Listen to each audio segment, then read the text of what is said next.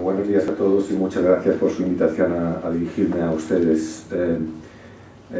Well, I was just thanking you in Spanish, which is, as you may know, the second most present language in the internet, and the second language also in the world in terms of native speakers after Chinese Mandarin. This is an asset that we are eager and happy to share with you.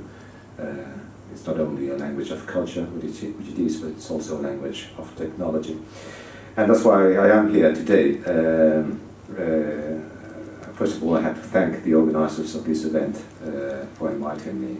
As you know, Eurasic Consortium, I think we will hear later about the nature of this consortium. It's led by Fraunhofer Gesellschaft, but it includes also a company that's leading in Spain on IT services at its origin. It employs more than 5,000 specialists in my country.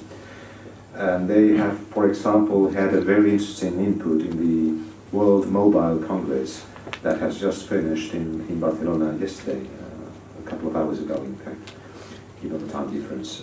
They were presenting some incredible applications of interactive video that are really interesting. So again, thanks for giving me the opportunity to address you briefly. The title of my intervention is Opportunities for Collaborative Research in Spain, and my intention is to give you a very brief description of the Spanish science system in general, and then I will refer to the bilateral initiatives that we have in place in relation with New Zealand.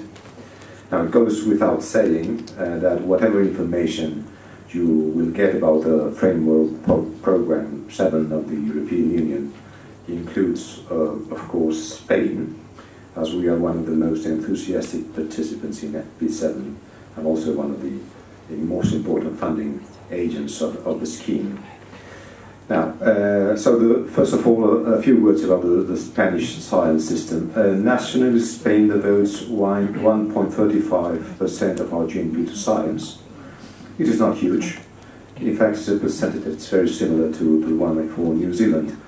But just bear in mind that being a country of 47 million, our economy is roughly 11 times bigger than yours. So in figures, that translates to an amount for 2009 of 10.1 billion euros.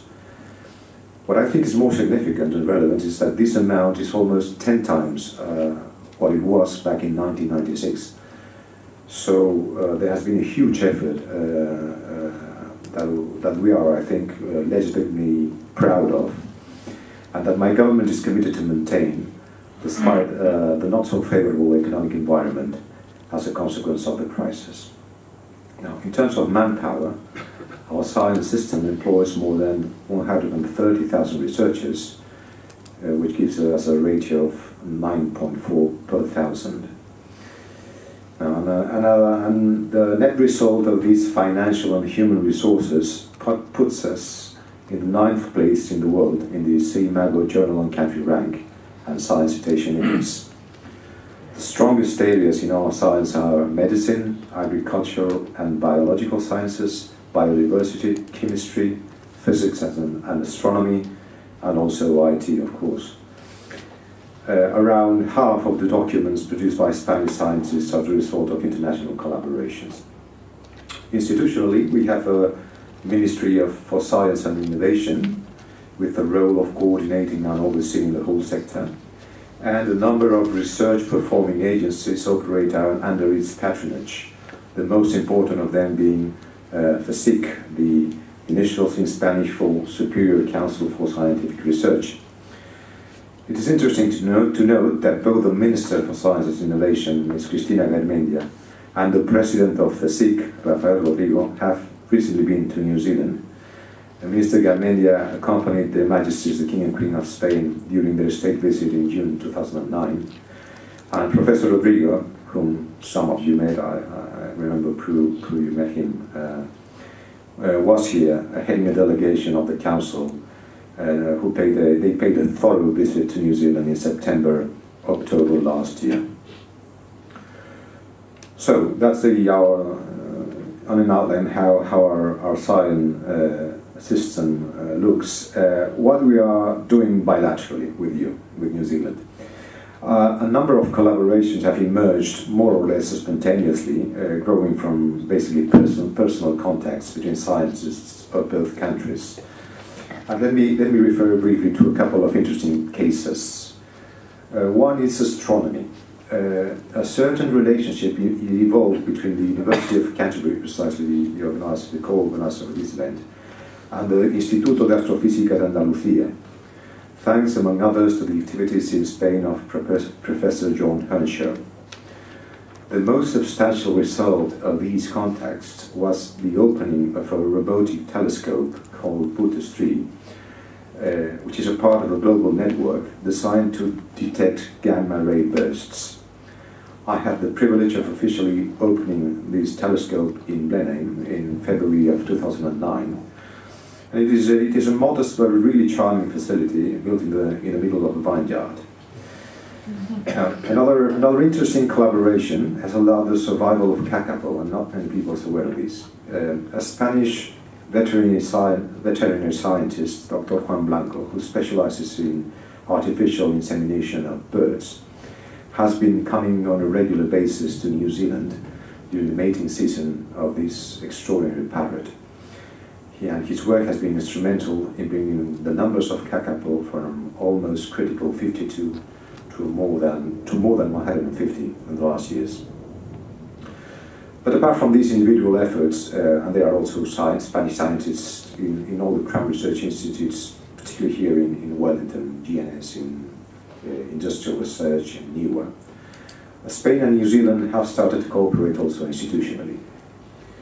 A first agreement was reached during the state visit I mentioned, signed between Minister Garmendia and Minister Mapp. A bilateral fund was created as a result of this agreement to finance grants designed to allow travel for scientists involved in joint projects. Again, it is a small fund, the amount is modest, but it has been successfully used by a number of agencies and institutions, among them, as I said, GNS. As a result of the working visit of Professor Rodrigo I told you about last year, there are a number of things going on that we hope will bring about substantial progress also.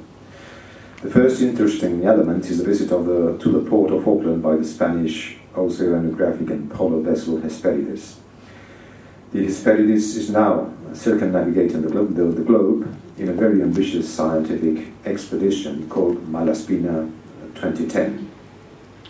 More than 400 scientists from 9 countries are involved in the expedition that will be gathering samples of climate change and biodiversity.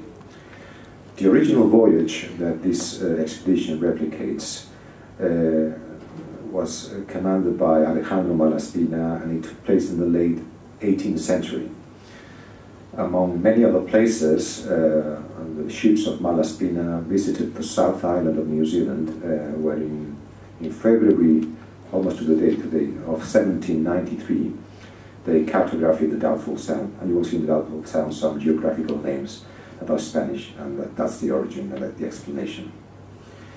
So, in parallel to the arrival of the Hesperides to Auckland, a first bilateral workshop will be held in this city. It will be devoted to Antarctic cooperation. As you may know, Spain operates 2 bases in Antarctica, in the South Shetland Islands, to the other side of the Antarctica. We are sure that our specialists will benefit from interacting with your scientists beyond what they have already been doing. An example of which would be the Spanish participation in the ambitious ANRIL project. Finally, a second workshop will take place in May in Spain, the theme of which is going to be food technology, an area where again synergies exist and we are keen to see them developing. So I will leave it at that. I will be happy to answer questions if they are easy, and otherwise allow me to wish you every success for the workshop. Thank you very much.